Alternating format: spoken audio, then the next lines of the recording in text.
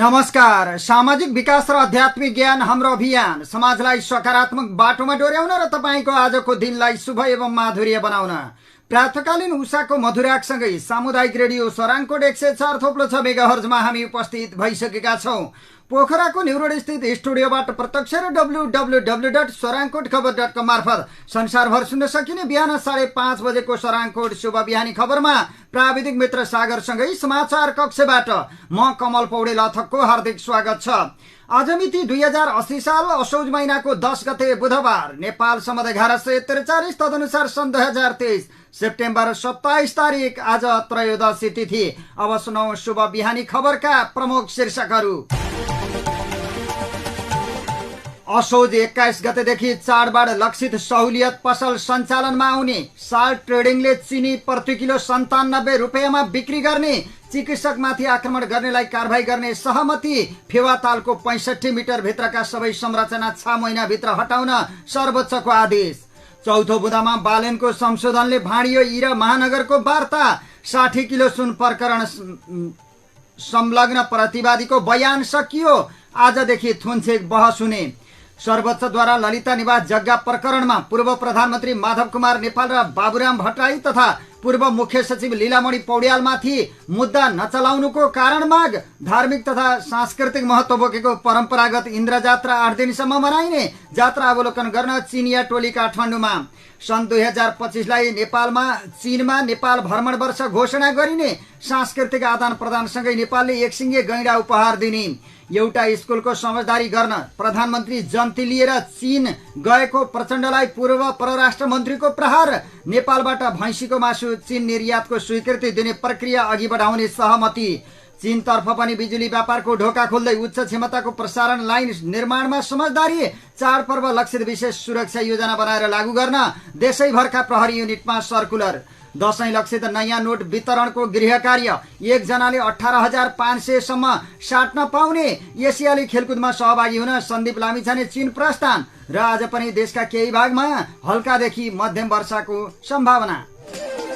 खबरहरू विस्तारमा। चाडबाड लक्षित सहुलियत मूल्य पसल असोज 21 गतेदेखि मङ्सिर 3 गतेसम्म सञ्चालन गरिने भएको छ। आम उपभोक्ताको हितलाई ध्यानमा राखी अत्यावश्यक खाद्य तथा उपभोग्य वस्तु सुपथ मूल्यमा उपलब्ध गराउन चाडबाड अवधिभर सहुलियत पसल सञ्चालनमा ल्याउन लागि उद्योग वाणिज्य तथा आपूर्ति मन्त्रालयका प्रवक्ता गजेन्द्र प्रसाद कुमार ठाकुरले जानकारी दिएका छन्।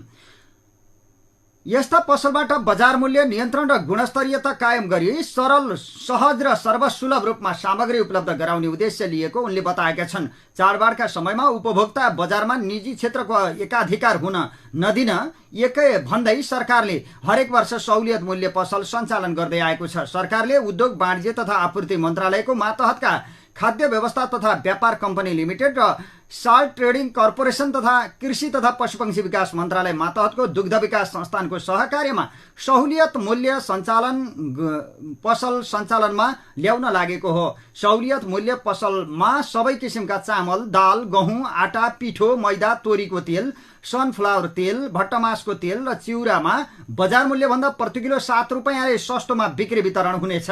त्यस्तै कर्णालीको सिमी तथा गेडागुडी, फापरको दाना, चिनो, कागुनो, उभा र जिउँदो खसी, बोका तथा च्याङ्ग्रामा प्रति किलो 10 रुपियाँ छुट दिइएको छ। यस वर्ष सहुलियत मूल्य पसल सञ्चालनका लागि सरकारले खाद्य व्यवस्था तथा व्यापार कम्पनीलाई 2,32,20,000 रुपियाँ बजेट छुट्याएको छ। त्यस्तै साल्ट ट्रेडिङ मार्फत बिक्री हुने सामानमा सहुलियत दिन सरकारले 1 करोड रुपियाँ छुट्याएको छ।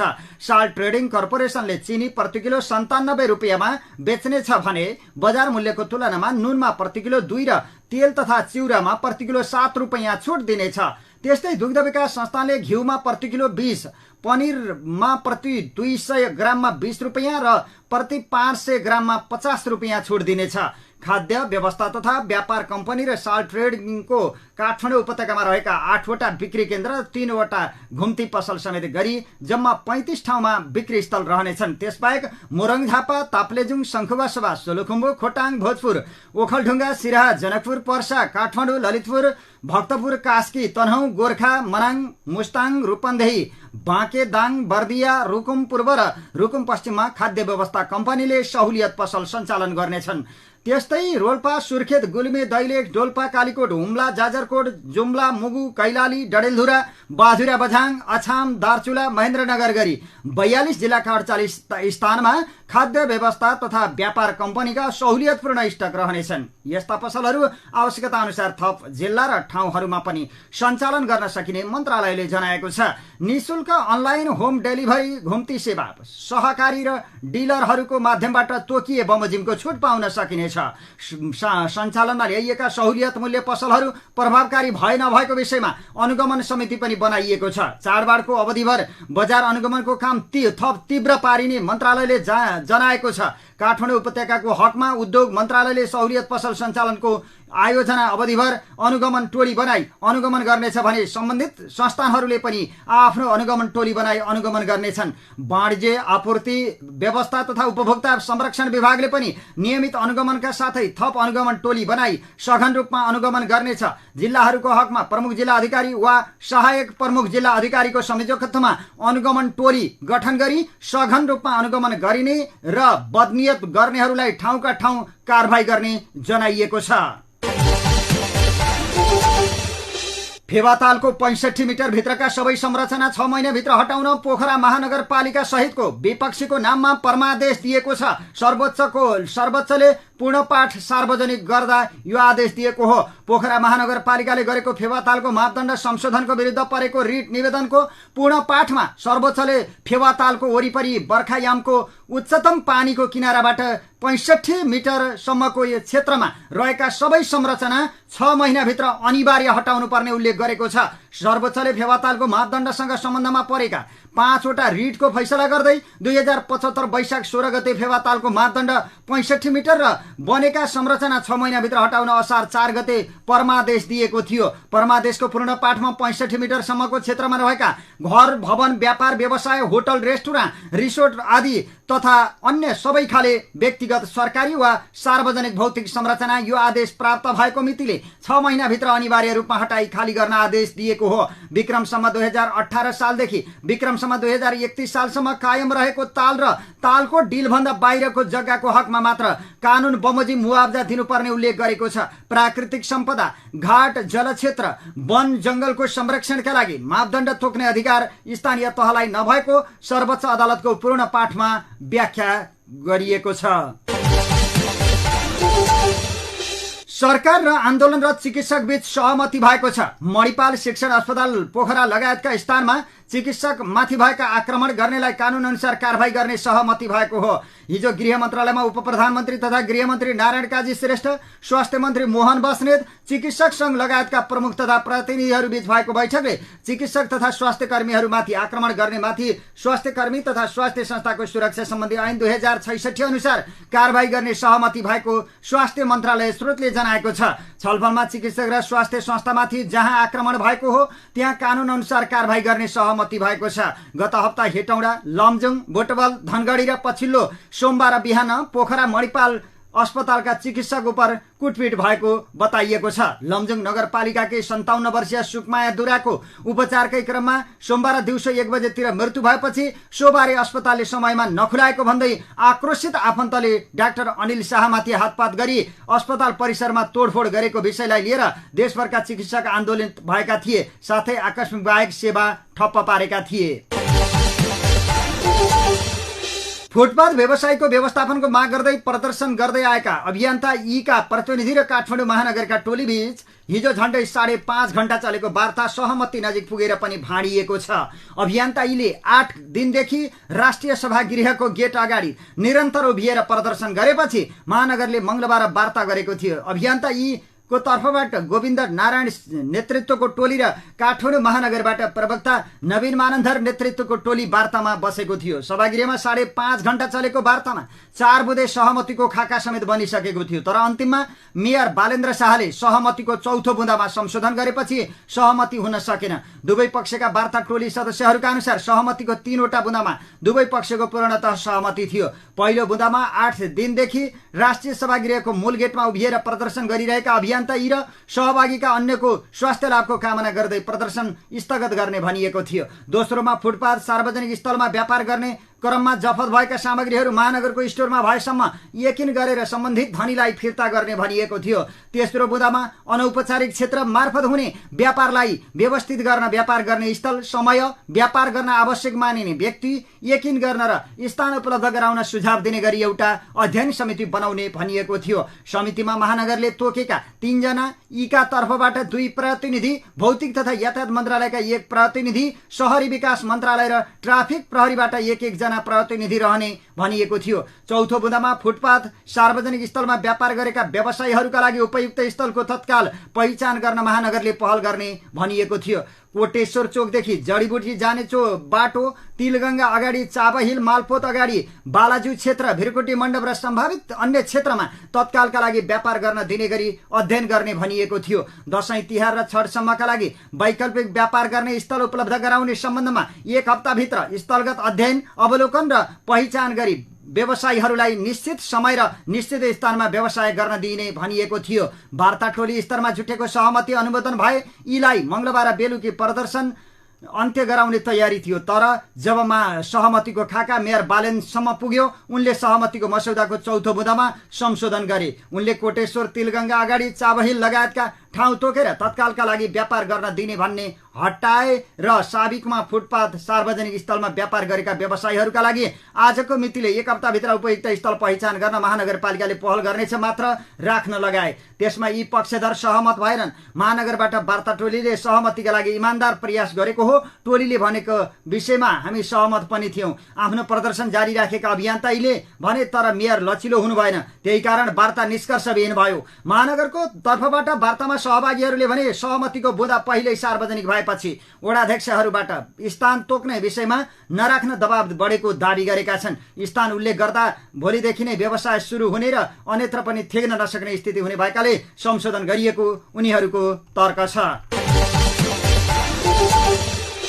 हङकङबाट तस्करी गरेर काठमाडौँ ल्याएको 60 किलो 700 ग्राम सुन प्रकरणका संलग्न प्रतिवादीहरूको बयान सकिएको छ। प्रहरीको नियन्त्रणमा रहेका 26 जनाको बयान सकिएको जिल्ला अदालत काठमाडौँका सूचना अधिकारी दीपक दाहालले जानकारी दिएका छन्। काठमाडौँ जिल्ला अदालतका न्यायाधीश माधव प्रसाद मैनालीको इजलासमा 26 जना प्रतिवादीको बयान हिजो सकिएको हो। सुन प्रकरणमा आजबाट थुनछेक बहस सुरु हुने सूचना अधिकारी दाहालले जानकारी दिएका छन्। चिनिया नागरिकहरू याओ पेचुङ, ली बेन सुङ, ली नेङकाई, डिङ शेक्फा, जिकाङ लिन, टियानमी र बेङतोङलाई सुन तस्करीमा संलग्न आरोपमा प्रतिवादी कायम गरिएको छ। टियानमी र बेङतोङ ठमेल स्थित केटीबी रेस्टुरेन्टका सञ्चालक रहेका छन्।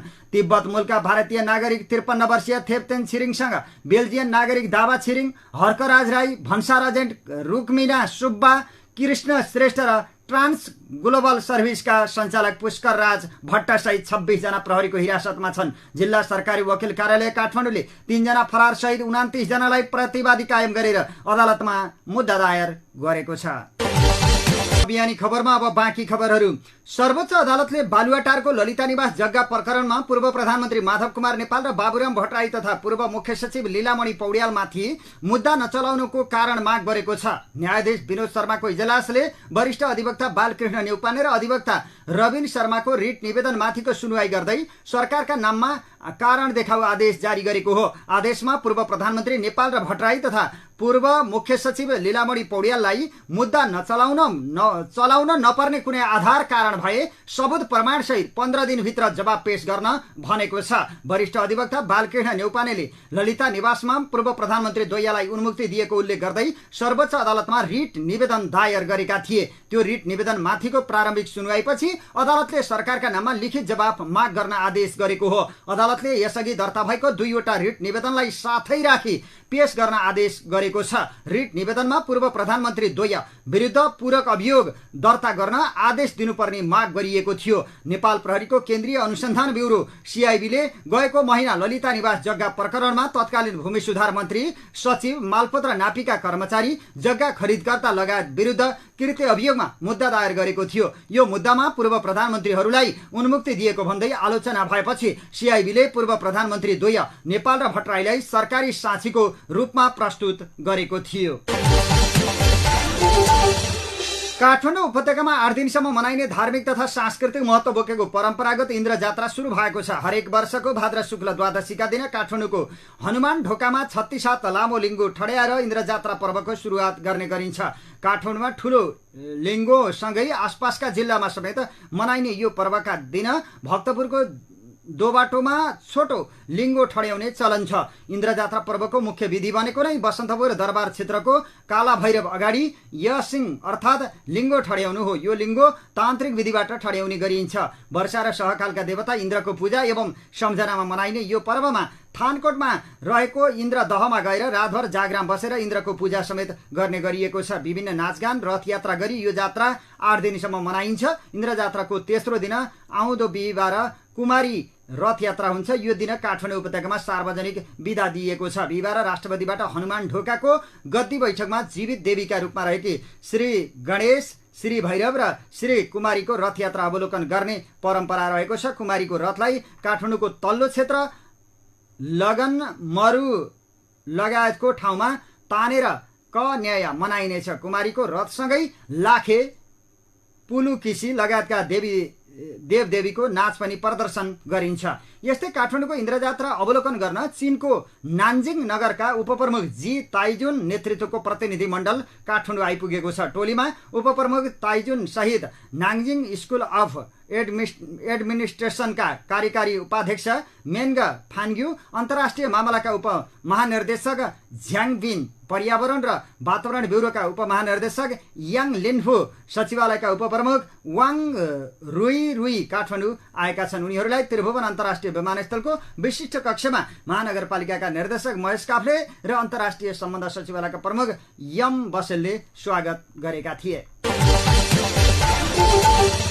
प्रधानमन्त्री पुष्पकमल दाहाल प्रचण्डको चीन भ्रमणका क्रममा 2 देशीय व्यापार, पारवहन तथा कूटनीतिक सहमतिसँगै पर्यटन प्रवर्धनका कार्यक्रमहरूमा समेत सम्झौता भएका छन्। नेपालको पर्यटन प्रवर्धन तथा सांस्कृतिक आदान प्रदान गर्ने गरी 2 देशबीच भाषा संस्कृतिको आदान प्रदान गर्नुका साथै नेपालमा चिनिया पर्यटक भित्राउन सहकार्य गर्ने समेतको सहमति भएको हो। चिनिया पर्यटकहरूलाई नेपाल भ्रमण गर्न प्रोत्साहित गर्ने उद्देश्यसहित सन् 2025लाई चीनमा नेपाल भ्रमण वर्ष घोषणा गर्ने सहमति समेत 2 देशबीच भएको छ। यस्तै चिनिया पक्षले 8औं China South Asia friendship organisation फोरममा मित्र राष्ट्रको रूपमा भाग लिने समेत नेपाललाई आग्रह समेत गरेको छ। नेकपा एमालेका अध्यक्ष केपी शर्मा ओलीले काठमाडौँ महानगरका प्रमुख बालेन्द्र शाहलाई लक्षित गर्दै महानगरबाट गरिबलाई नभई गरिबी लखेट्नुपर्ने बताएका छन्। फुटपाथ सडक व्यापार हाम्रो परम्परागत नेवारी व्यापार संस्कृतिको अंश पनि रहेको भन्दै उनले असन इन्द्रचोक भुटाहिटीतिर 50औं वर्ष अघिदेखि यस्तो चलेको आफूहरूले देखेको बताएका छन्। हो, फुटपाथ हिँड्नकै लागि हो, पैदल यात्री सहज रूपमा हिँड्नुन् भनेर नै फुटपाथ बनाइएको हो। यसमा कसैको दुई मत छैन होला, मेरो पनि छैन। कुरा परम्परादेखि फुटपाथमा रोजीरोटीका लागि गुजारा व्यापार गरिरहनुभएका मानिसहरूको व्यवस्थापन कसरी गर्ने भन्ने मात्रै हो। सामाजिक सञ्जाल फेसबुकमा ओलीले लेखेका छन्। अहिले परम्परागत रूपमा चल्दै आएको कुरालाई 81 परिवर्तन गर्न खोज्दा केही खलबली हुनु स्वाभाविक र वैज्ञानिक पनि रहेको अध्यक्ष ओलीले उल्लेख गरेका छन्। उपमेयरले भेट्नु भएको भन्ने सुने यो वार्ताबाट समाधान खोज्ने संकेत हुन सक्छ। दुवै युवा हुनुहुन्छ, छलफल गर्नुहोस्, समाधान निकाल्नुहोस्। समाधानको उपाय के हुन सक्छ तपाईहरूको बीचमा पनि राख्नुहोस्, उनले लेखेका छन्। नेकपा एमालेका नेता एवं पूर्व परराष्ट्र मन्त्री महेन्द्र बहादुर पाण्डेले प्रधानमन्त्री पुष्पकमल दाहाल प्रचण्डको पर्याप्त गृह कार्य बिना नै चीन भ्रमणमा गएकाले उपलब्धिमूलक हुन नसकेको बताएका छन्। प्रधानमन्त्रीले 13 बुँदे समझदारी गर्नु भएको छ। कृषि र लाइभ स्टकमा के काम गर्ने हो, विज्ञान प्रविधि र इनोभेसनमा के काम गर्ने हो, केही खुलेको छैन। हिल्सा सिमकोट विकासको कुरा धेरै पहिले नै एग्रिमेन्ट भएको कुरा हो। गोर्खामा उहाँको निर्वाचन क्षेत्रको कुनै स्कुलको प्रोजेक्टमा समझदारी गर्न प्रधानमन्त्रीको नेतृत्वमा चीन भ्रमण गर्नु पर्थेन। प्रधानमन्त्रीको नेतृत्वमा गएर त्यस्तो सम्झौता गरिरहनु पर्छ भन्ने मलाई लाग्दैन। अध्ययन बिना विषयवस्तु प्रश्न नपारिकन कसरी मित्र राष्ट्रको विश्वास आर्जन गर्ने? ठुलो जन्ती लिएर मात्र गएर केही हुनेवाला छैन। हिजो उनले भनेका हुन्। चुच्चे नक्साबारे चीनको के दृष्टिकोण हो भनेर सौहार्दपूर्ण वातावरणमा बलियो तर्क राख्न पनि प्रचण्ड चुकेको पाण्डेको टिप्पणी छ। प्रचण्डले कुनै पनि क्षमता देखाएका छैनन्। नेपालीलाई गफ दिने र बाहिरी संसार सामु घुँडा टेक्ने प्रचण्डको काम छ। आफ्नो विगतका गल्ती छोप्ने बाहेक उहाँको अन्य कुनै उद्देश्य भएन। उनले भने उनले सीमाको कुरा चीन जाँदा मात्र होइन, भारतमा जाँदा पनि उठाउन सक्नु भएन। व्यक्तिगत रूपमा त उहाँको सफल भयो होला, पारस्परिक विश्वास, हित र लाभ बढाउने भनी संसदमै बोलेका कुरामा समेत छलफल भएको देखिएन। प्रधानमन्त्री प्रचण्डले चीनसँग मात्र नभएर अन्तर्राष्ट्रिय जगतमा विश्वास योग्य वातावरण बनाउन नसकेको पाण्डेले आरोप लगाए। उनले भने प्रचण्ड नेतृत्वको सरकारले भारत, चीन र अमेरिकासँग गरेको व्यवहारले हाम्रो कूटनीतिक झन कमजोर अवस्थामा जाने चिन्ता सिर्जना गरिदिएको छ। बीआरआईमा के योजना अगाडि बढाउँदा नेपालको हित हुन्छ भन्ने होमवर्क नै पुगेन। आर्थिक क्रियाकलापको बोआओ फोरममा उहाँ जानु भएन। खेलकुद हेर्न गएर उपलब्धि होला भन्ने लाग्दैन। उहाँ खेलकुदको उद्घाटन हेरेर आउनु हुने भो। उहाँले के ल्याउनु भो तपाईँले एयरपोर्टमा सोध्नुहोला। नेपालीलाई झुक्क्याउने कुरामा त उहाँ माहिर नै हुनुहुन्छ। सराङकोट शुभ बिहानी खबरमा अब बाँकी खबरहरू। टान गण्डकीले 44औं विश्व पर्यटन दिवसको अवसर पारेर नयाँ पदमार्गको खोजी गरेको जनाएको छ। सोही खोजी अभियान अन्तर्गत हिजो पोखराको पामे, मार्की, सिमले, पात्ले र पुम्दी पदमार्गमा हाइकिङ गरेको हो। सो पदमार्गमा पर्यटक हिँडाउन सके पोखरा आउने पर्यटकको एक दिन बसाई लम्ब्याउन सकिने टानको योजना छ। प्रदेश वन तथा वातावरण मन्त्रालयको सहयोगमा सो पदमार्गमा पर्यटक हिँडाउने प्रयास गरिएको टानले जनाएको छ। सो पदयात्रामा प्रदेश सभा सदस्य प्रकाश बराल, प्रदेश नीति तथा योजना आयोगका उपाध्यक्ष डाक्टर कृष्णचन्द्र देवकोटा, पोखरा पर्यटन परिषदका अध्यक्ष पोम नारायण श्रेष्ठ, पर्यटन व्यवसायी गणेश बहादुर भट्टराई लगायत 100 जना हाइकरहरू सहभागी भएको टानका अध्यक्ष धर्मराज पन्थीले जानकारी दिए। लोकतान्त्रिक समाजवादी पार्टीका नेता अनिल महासेठले महासचिव पद अस्वीकार गरेका छन्। लोसपाले सार्वजनिक गरेको पदाधिकारी सहित केन्द्रीय समितिको सूचीमा अनिल महासेठलाई महासचिवमा चयन गरिएको थियो, तर महासेठले आफू सो पदका लागि इच्छुक नभएको बताएका हुन्। उनले पार्टीमा अन्य जिम्मेवार नेताहरूको अवमूल्यन भएको र उनीहरूले उचित स्थान नपाएको बताएका छन्। उनले आफू महासचिव पदका अपेक्षा नगरेको भन्दै अहिलेको परिस्थितिमा महासचिव पदबाट नाम हटाएर अन्य जिम्मेवार व्यक्तिलाई सो पद दिन पनि उनले लोसपाका अध्यक्ष महन्त ठाकुरलाई आग्रह गरेका छन्। नेपालबाट भैँसीको मासु चीन निर्यात गर्नका लागि स्वीकृति प्रक्रियालाई तीव्रता दिन चीन र नेपाल सहमत भएका छन्। प्रधानमन्त्री पुष्पकमल दाहाल प्रचण्डको चीन भ्रमणको क्रममा सो सहमति भएको हो। मंगलबार बिहान सार्वजनिक संयुक्त वक्तव्यमा नेपालबाट भैँसीको मासु चीन निर्यात गर्नका लागि स्वीकृति प्रक्रियालाई तीव्रता दिने र यसबाट नेपाल र चीन बीचको व्यापार घाटा न्यूनीकरण हुने अपेक्षा गरिएको उल्लेख छ। हाल चीनमा नेपालबाट राँगा र भैँसीको मासु घुमाउरो बाटो हुँदै पुग्ने गरेको छ। भारत, भियतनाम र थाइल्याण्ड हुँदै चीन पुर्याइने हुनाले सरकारी अभिलेखमा चीन निर्यात भएको देखिँदैन। अन्य मुलुकको तुलनामा नेपालबाट उत्पादित मासु सस्तो पर्ने भएकाले नेपालले राँगा र भैँसीको मासुको उत्पादन बढाउने हो भने चीन निर्यातको सम्भावना प्रचुर रहेको व्यवसायीले बताएका छन्। संयुक्त वक्तव्यमा चीनिया पक्ष नेपाली उत्पादनलाई चीन निर्यातमा सहजीकरण गर्न तयार भएको उल्लेख गरिएको छ। हाल नेपालबाट चीनमा घाँस निर्यात हुँदै आएको छ। चीनमा नेपाली अमिलो जातका फलफूल निर्यातका लागि आवश्यक पर्ने प्रमाणपत्र उपलब्ध गराउन र नेपालमा क्वारेन्टाइन प्रयोगशाला स्थापना गर्न पनि चीनले नेपाललाई सहयोग गर्न तयार भएको छ। साथै चीनले याक, नाक र च्याङ्ग्राको प्रजननका लागि पनि चीनले सहयोग गर्ने जनाइएको छ।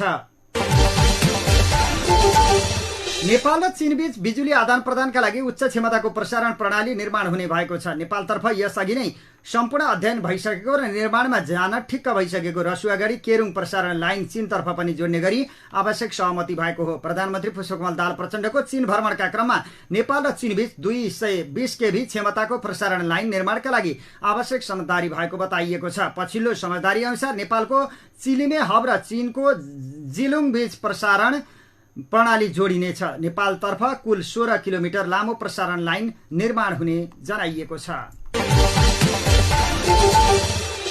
चाडपर्व लक्षित विशेष सुरक्षा योजना बनाएर लागू गर्न प्रहरी प्रधान कार्यालयले देशैभरका प्रहरी युनिटमा सर्कुलर जारी गरेपछि त्यसको तयारी सुरु गरिएको छ। नेपाल प्रहरीका केन्द्रीय प्रवक्ता प्रहरी नायब महानिरीक्षक कुबेर कडायतले नजिकै चाडपर्वलाई लक्षित गरी आवश्यक सुरक्षा प्रबन्ध सहित सुरक्षा योजना तयार पारेर लागू गर्न सर्कुलर जारी गरेको जानकारी दिएका छन्। उनका अनुसार चाडपर्वमा घटना, दुर्घटना तथा आपराधिक गतिविधि रोक्ने गरी सुरक्षा व्यवस्थालाई चुस्त दुरुस्त पार्ने गरी सुरक्षा योजना बनाएर लागू गर्न भनिएको। विशेष सुरक्षा योजना लागू भएपछि साबिक भन्दा बढी सुरक्षाकर्मी परिचालन गरिनेछ भने सम्भावित जोखिम क्षेत्रको पहिचान गरी चोरी, तस्करी लगायत आपराधिक क्रियाकलापहरू रोक्नका लागि प्रहरीलाई चुस्त रूपमा परिचालन गर्ने बताइएको छ। नेपाल राष्ट्र बैंकले यस वर्ष पनि आगामी दशैंका लागि प्रति व्यक्ति 18,500 रुपियाँको दरले नयाँ नोट वितरण गर्ने तयारी गरेको छ। घटस्थापना आसपासदेखि नयाँ नोट वितरण सुरु गर्ने राष्ट्र बैंकको तयारी छ। राष्ट्र बैंकले दशैं तिहारमा दक्षिणा र पूजाका लागि नयाँ नोट साट्ने सुविधा दिँदै आएको छ। हाल नयाँ नोट कति आवश्यक पर्ने हो भनेर राष्ट्र बैंकका प्रादेशिक कार्यालय र नोट कोष सुविधा लिएका बैंकहरूबाट विवरण सङ्कलन भइरहेको छ। विवरण सङ्कलन भइसकेपछि वितरणको काम सुरु हुनेछ। नेपाल राष्ट्र बैंक मुद्रा व्यवस्थापन विभाग प्रमुख नरेश साक्यका अनुसार घटस्थापना आसपासदेखि प्रति व्यक्ति 18,500 रुपियाँसम्म नयाँ नोट वितरण गर्ने तयारी छ। अघिल्ला 2 वर्ष पनि राष्ट्र बैंकले प्रति व्यक्ति बढीमा 18,500 रुपियाँसम्म नयाँ नोट दिने गरेको थियो। बैंक तथा वित्तीय संस्थाहरूलाई भने उनीहरूको माग र ग्राहकको संख्या अनुसार नयाँ नोट उपलब्ध गराउने तयारी रहेको छ। 19औं एसियाली खेलकुद प्रतियोगितामा सहभागी हुन नेपाली टोलीका प्रभावशाली स्पिनर सन्दीप लामिछाने हिजो चीनतर्फ प्रस्थान गरेका छन्। सन्दीप विरुद्ध लागेको जबरजस्ती करणी मुद्दाको सुनवाई गत आइतबार स्थगित भएको थियो। त्यसपछि उनी एसियाली खेलकुदमा सहभागी हुन चीन जाने अनुमान गरिएको थियो। उनले भने मानसिक तनावका कारण आफू चीन नजाने बताएका थिए। नेपाल क्रिकेट संघ क्यानका नवनिर्वाचित पदाधिकारीहरूले सम्झाएपछि उनी चीन जान तयार भएका हुन्। त्यसपछि मंगलबार उनी एसियाली खेलकुदमा सहभागी हुन चीन प्रस्थान गरेका हुन्। एसियाली खेलकुदमा पुरुष क्रिकेट सेप्टेम्बर 27 देखि सुरु हुँदैछ।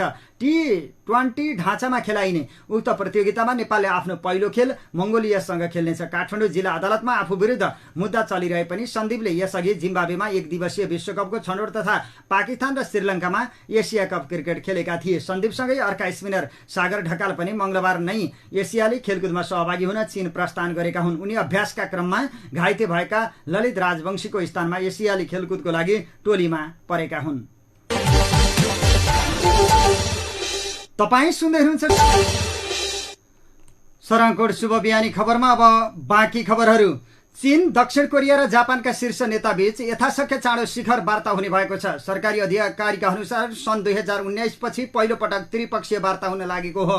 सोलमा चीन, जापान र दक्षिण कोरियाका वरिष्ठ कूटनीतिज्ञहरूबीच अप्रत्याशित रूपमा भएको बैठकपछि चीनले मंगलबार तीनवटै देशका नेताहरूबीच यथाशीघ्र शिखर बैठक गर्न सहमति जनाएको हो। टोकियो, वाशिंगटन र सोल बीचको सुदृढ सुरक्षा सम्बन्धलाई दृष्टिगत गरी ती देशसँग बिग्रिएको सम्बन्ध सुधार गर्ने प्रयासका रूपमा चीनले बैठकका निम्ति सहमति जनाएको विश्लेषकहरूले बताएका छन्। पछिल्लो समय अमेरिकासँगको बिग्रँदो सम्बन्धलाई लिएर चीन चिन्तित रहेको छ। चीन, जापान र दक्षिण कोरिया बीचको सहकार्यलाई 3 पक्षको साझा हितमा निरन्तरता दिन सहमति भएको छ। विदेश मन्त्रालयका प्रवक्ता वाङ बेनविनले नियमित पत्रकार सम्मेलनमा भने। प्रवक्ता वाङका अनुसार तीनवटै देशले आफ्ना विदेश मन्त्रीहरूको बैठक अर्को केही महिनामा आयोजना गरेर त्यसपछि उपयुक्त समयमा जतिसक्दो चाँडो शीर्ष नेताहरूको बैठक गर्न बेइजिङ, सोल र टोकियो सहमत भएका छन्। दक्षिण कोरियाको विदेश मन्त्रालयले पनि तीनवटै देशका कूटनीतिज्ञहरू शीघ्र त्रिपक्षीय शिखर बैठक आयोजना गर्न तथा त्यसको तयारीमा विदेश मन्त्री स्तरीय बैठकको आयोजना गर्न सहमत भएको बताइएको छ। पछिल्लो पटक त्रिदेशीय शिखर सम्मेलन सन् 2019 मा भएको थियो। सराङकोट शुभ बिहानी खबरको अन्त्यमा अब मौसम। हाल मनसुनको न्यून चापीय रेखा सरदर स्थानको दक्षिणतर्फ अवस्थित छ। साथै भारतको दक्षिण पूर्वी उत्तर प्रदेश आसपासमा रहेको न्यून चापीय क्षेत्रको प्रभाव आंशिक रूपमा नेपालमा पनि परेको छ। मौसम पूर्वानुमान महाशाखाका अनुसार आज देशभर आंशिकदेखि सामान्य बदली रहनेछ। कोशी, बागमती, लुम्बिनी र गण्डकी प्रदेशका पहाडी भूभागका थोरै स्थानहरूमा र बाँकी प्रदेशका 1 वा 2 स्थानमा मेघगर्जन र चट्याङसहित हल्का वर्षाको सम्भावना रहेको छ। भोलि बिहिबार पनि देशका पहाडी भूभागको थोरै स्थानहरूमा र बाँकी भूभागका 1 वा 2 स्थानमा मेघगर्जन र चट्याङ सहित हल्का वर्षाको सम्भावना रहेको छ। सराङकोट शुभ बिहानी खबरको अन्त्यमा प्रमुख खबरका शीर्षकहरू फेरि एकपटक। असोज 21 गतेदेखि चाडबाड लक्षित सहुलियत पसल सञ्चालनमा आउने। साल ट्रेडिङले चिनी प्रति किलो 97 रुपियाँमा बिक्री गर्ने। चिकित्सकमाथि आक्रमण गर्नेलाई कारबाही गर्ने सहमति। फेवातालको 65 मिटर भित्रका सबै संरचना 6 महिनाभित्र हटाउन सर्वोच्चको आदेश। चौथो बुँदामा बालेनको संशोधनले भाँडियो ई र महानगरको वार्ता। 60 किलो सुन प्रकरणमा संलग्न प्रतिवादीको बयान सकियो। आजदेखि थुनछेक बहस हुने। सर्वोच्च अदालतद्वारा ललिता निवास जग्गा प्रकरणमा पूर्व प्रधानमन्त्री माधव कुमार नेपाल र बाबुराम भट्टराई तथा पूर्व मुख्य सचिव लीलामणि पौड्यालमाथि मुद्दा नचलाउनुको कारण माग। धार्मिक तथा सांस्कृतिक महत्व बोकेको परम्परागत इन्द्र जात्रा 8 दिनसम्म मनाइने। जात्रा अवलोकन गर्न चिनिया टोली काठमाडौँमा। सन् 2025लाई चीनमा नेपाल भ्रमण वर्ष घोषणा गरिने। सांस्कृतिक आदान प्रदानसँगै नेपालले एक सिङ्गे गैंडा उपहार दिने। एउटा स्कुलको समझदारी गर्न प्रधानमन्त्री जन्ती लिएर चीन गएको प्रचण्डलाई पूर्व परराष्ट्र मन्त्रीको प्रहार। नेपालबाट भैँसीको मासु चीन निर्यातको स्वीकृति दिने प्रक्रिया अघि बढाउने सहमति। चाडपर्व लक्षित विशेष सुरक्षा योजना बनाएर लागू गर्न देशैभरिका प्रहरी युनिटमा सर्कुलर। दशैं लक्षित नयाँ नोट वितरणको गृह कार्य। एकजनाले 18,500 सम्म साट्न पाउने। चीन, दक्षिण कोरिया र जापानका शीर्ष नेता वार्ता गर्न सहमत। एसियाली खेलकुदमा सहभागी हुन सन्दीप लामिछाने चीन प्रस्थान। र देशभर आंशिकदेखि सामान्य बदली। लुम्बिनी र गण्डकी प्रदेशका केही भूभागमा चट्याङ सहित हल्का वर्षाको सम्भावना। हवस् त अहिलेलाई स्वराङ्कोट शुभ बिहानी खबरहरूको क्रम यही सकिएको छ। अबको केही बेरमा नेपाली बहस लिएर उपस्थित हुने नै छौं। तबसम्मको लागि प्राविधिक मित्र सागरसँगै समाचार कक्षबाट म कमल पौडेल अथक बिदा चाहन्छु। नमस्कार, शुभ दिन।